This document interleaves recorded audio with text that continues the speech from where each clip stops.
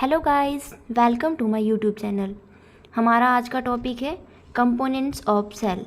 ठीक है, तो पिछली वीडियो में हमने बात किया था कि जो सेल होता है वो हमारी बॉडी का सबसे छोटे स्ट्रक्चरल और फंक्शनल यूनिट होती है। Every living organisms are made up of cells. तो सेल क्या है? हर ऑर्गेनिज्म की बॉडी की, लिविंग ऑर्गेनिज्म की बॉडी की सबसे छोटी यूनिट है। जितने भी केमिकल प्रोसेसेस जो लाइफ के लिए एसेंशियल होते हैं वो सारे सेल में होते हैं। ठीक है, तो आज हम बात करते हैं कि सेल के अंदर कौन कौन सी कंपोनेंट्स होते हैं। एक एक करके हम सबके बारे में डिस्कस करेंगे। मेनली सेल के अंदर 3 कंपोनेंट्स होते हैं: प्लाज्मा मेम्ब्रेन, न्यूक्लियस और साइटोप्लाज्म। ठीक है, तो आज हम बात करने वाले हैं प्लाज्मा मेम्ब्रेन के बारे में। प्लाज्मा मेम्ब्रेन क्या है?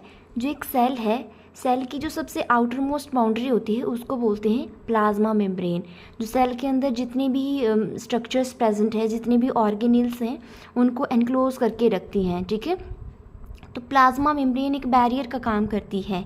जो प्लाज्मा मेम्ब्रेन के अंदर स्ट्रक्चर्स प्रेजेंट होते हैं उनको सेफर एनवायरनमेंट प्रोवाइड करती है केमिकल रिएक्शंस के लिए। ठीक है, तो प्लाज्मा मेम्ब्रेन क्या है? प्लाज्मा मेम्ब्रेन को हम सेल मेम्ब्रेन भी बोलते हैं, प्लाज्मा लेमा भी बोलते हैं। ये it is a thin, delicate, flexible barrier जो सेपरेट करती है इंटरनल एनवायरनमेंट को एक्सटर्नल एनवायरनमेंट से। ठीक है, तो प्लाज्मा मेम्ब्रेन थिन है, डेलिकेट है, नाजुक है बहुत, और फ्लेक्सिबल है। ये एक बैरियर का काम करती है जो सेल का अंदर का एनवायरनमेंट है उसको सेल के बाहर के एनवायरनमेंट से सेपरेट करती है।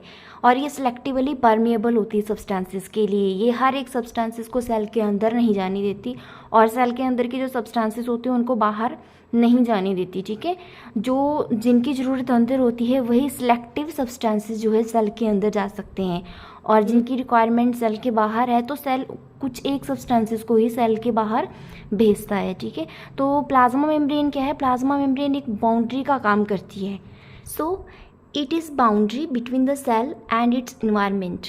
It regulates the substances enter and exit the cell. ये रेगुलेट करती है कि कौन सा सब्सटेंस सेल के अंदर जा रहा है, कौन सा बाहर जा रहा है। ठीक है, all the cells have plasma membrane. जितने भी लिविंग सेल्स हैं उनमें सब में प्लाज्मा मेम्ब्रेन होती है। प्लाज्मा मेम्ब्रेन क्या है? प्लाज्मा मेम्ब्रेन फॉस्फोलिपिड बाइलेयर की बनी हुई होती है। फॉस्फोलिपिड बाइलेयर जो है ये एम्फीपैथिक मॉलिक्यूल्स होते हैं। इनमें डबल प्रॉपर्टीज़ होती है। ये हाइड्रोफिलिक भी होते हैं और हाइड्रोफोबिक भी होते हैं। अब बात करते हैं प्लाज्मा मेम्ब्रेन के स्ट्रक्चर के बारे में। जो प्लाज्मा मेम्ब्रेन है इसका स्ट्रक्चर कैसा होता है? प्लाज्मा मेम्ब्रेन का स्ट्रक्चर फॉस्फोलिपिड बाइलेयर का बना हुआ होता है। फॉस्फोलिपिड, मैंने आपको बताया कि फॉस्फोलिपिड एम्फीपैथिक मॉलिक्यूल्स होते हैं।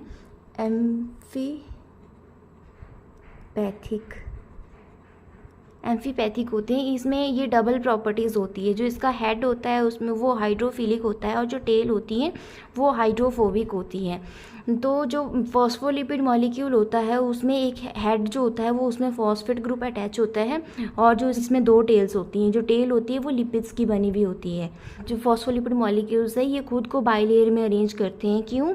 क्योंकि जो इसके जो हेड है वो हाइड्रोफिलिक है, जो इसके टेल्स हैं वो हाइड्रोफोबिक हैं।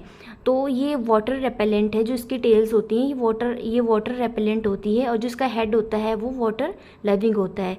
तो जो वाटर वाली साइड है उस साइड को, जैसे सेल के अंदर भी वाटर है और सेल के बाहर भी वाटर होता है। ठीक है, तो जो सेल के अंदर वाटर है उसके साइड को भी इसके हेड होते हैं, और जो बाहर वाला वाटर है उसकी साइड को भी इसके हेड होते हैं। जो टेल होती है ये इन बिटवीन प्रेजेंट होती है, क्योंकि ये वाटर रेपेलेंट होती है। इसीलिए जो फॉस्फोलिपिड खुद को डबल लेयर में अरेंज करती है।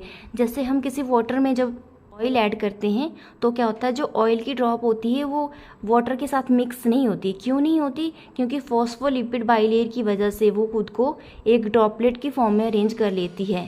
फॉस्फोलिपिड के हेड होते हैं वो वाटर की तरफ अट्रैक्ट होते हैं, और जो उसकी टेल्स होती हैं वो अंदर की तरफ खुद को अंदर छुपा लेती है, क्योंकि वो वाटर रेपेलेंट होती है। इसी प्रकार जो ऑयल है वो वाटर के साथ मिक्स नहीं होता है। तो ऑयल जब वाटर में ऐड करते हैं तो वो ड्रॉपलेट की फॉर्म में दिखता है।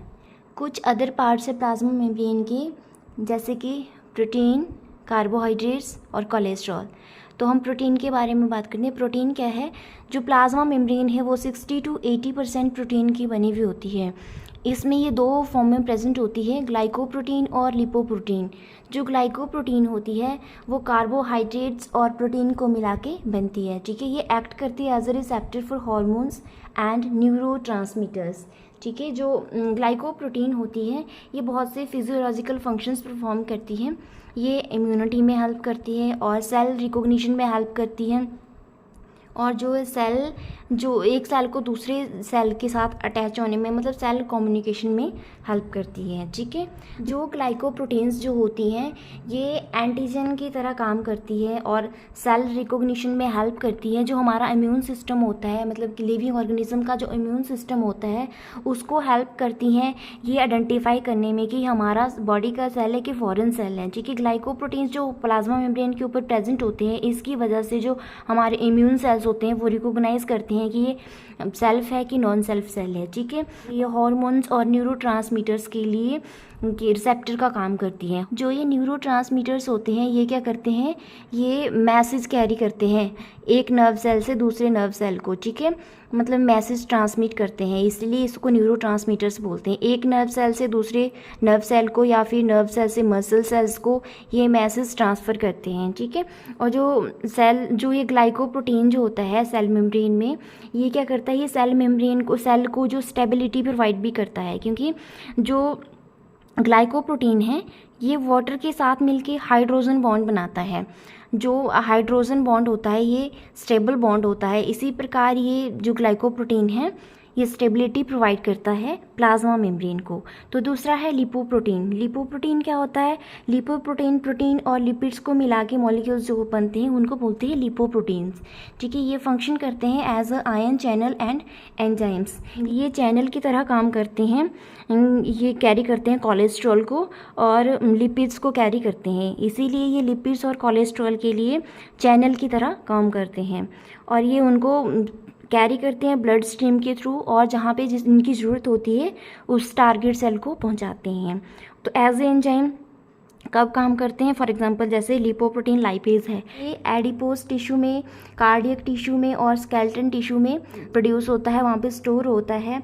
और जो ये लिपोप्रोटीन है ये क्या करती हैं, ये हाइड्रोलिसिस करती हैं फैट्स की, जैसे कि ट्राइग्लिसराइड्स हैं। जब हमें एनर्जी की ज़रूरत होती है तो हार्मोन ट्रिगर होते हैं, हार्मोन मैसेज लेके आते हैं कि इस टिश्यू को या बॉडी के इस पार्ट को एनर्जी की बहुत ज़रूरत है, तो हार्मोन्स रिलीज़ होते हैं और हार्मोन्स जो है आगे ट्राइग्लिसराइड को रिलीज़ करवाते हैं, मतलब ये लिपिड्स को ब्रेक डाउन करके एनर्जी प्रोवाइड करते हैं।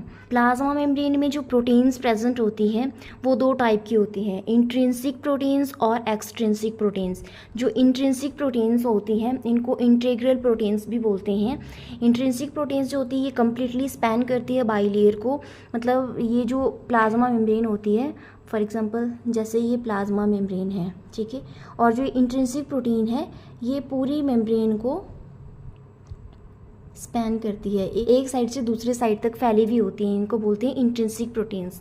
ये जो इंट्रिंसिक प्रोटीन्स जो होती हैं ये चैनल्स का काम भी करती हैं, ये मॉलिक्यूल्स की मूवमेंट्स को अलाउ करती हैं। और कुछ एक जो ट्रांसपोर्ट प्रोटीन्स भी होती है, कैरियर प्रोटीन्स, जो कि मॉलिक्यूल्स को कैरी करती है अपने साथ और वो यूज़ करती है एटीपी, उनके लिए एनर्जी की ज़रूरत पड़ती है। सो जो ये इंट्रिंसिक प्रोटीन्स होती है ये पैसेज का काम करती है वाटर के लिए या फिर स्मॉल सॉलिड्स जो प्लाज्मा मेम्ब्रेन को क्रॉस नहीं कर पाते हैं उनको सेल के अंदर ले जाने के लिए, सेल से बाहर ले जाने के लिए ये पैसेज का काम करती है, एक चैनल का काम करती है। फॉर एग्जांपल जैसे वाटर के मूवमेंट के लिए जो प्रोटीन्स होती हैं उनको बोलते हैं एक्वापोरिन्स।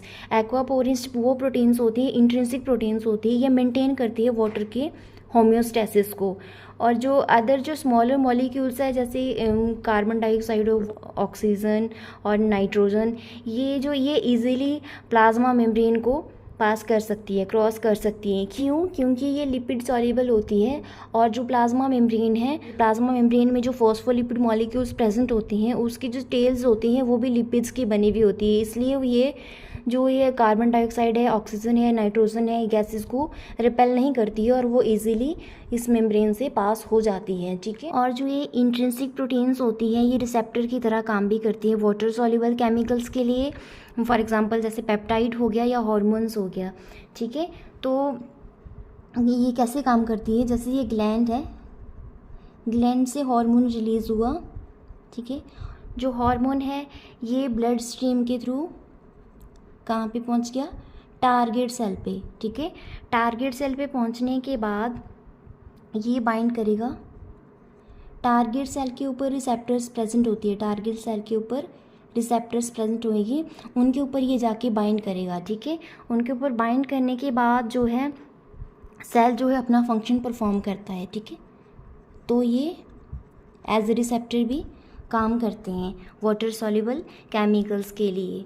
दूसरी है एक्सट्रिंसिक प्रोटीन्स। एक्सट्रिंसिक प्रोटीन्स जो होती हैं इनको पेरिफेरल प्रोटीन्स भी बोलते हैं, क्योंकि ये पेरिफ्री पे प्रेजेंट होती है, जो प्लाज्मा मेम्ब्रेन होती है उसके आउटर सरफेस पे प्रेजेंट होती है ये, और ये पार्शली एम्बेडेड होती है बाइलेयर में, इसलिए उसको एक्सट्रिंसिक और पेरिफेरल या फिर एक्सटर्नल प्रोटीन्स भी बोलते हैं। ये यहाँ पे जो ये है पेरिफेरल प्रोटीन्स, एक्सट्रिंसिक प्रोटीन्स, ठीक है। और ये है इंट्रिंसिक प्रोटीन्स जो एक चैनल का काम करती है, इसके थ्रू जो मॉलिक्यूल्स जो प्लाज्मा मेम्ब्रेन को क्रॉस नहीं कर पाते हैं वो इस पैसेज से सेल के अंदर जाते हैं या सेल के बाहर जाते हैं, ठीक है। और जो ये पेरिफेरल प्रोटीन्स जो होती हैं ये पेरिफेरल पे प्रेजेंट होती है, जो ये लिपिड बाइलेयर है, फॉस्फोलिपिड बाइलेयर है, इसके जो सरफेस पे प्रेजेंट होती है, ये पूरी तरह से मेम्ब्रेन को क्रॉस नहीं कर पाती हैं।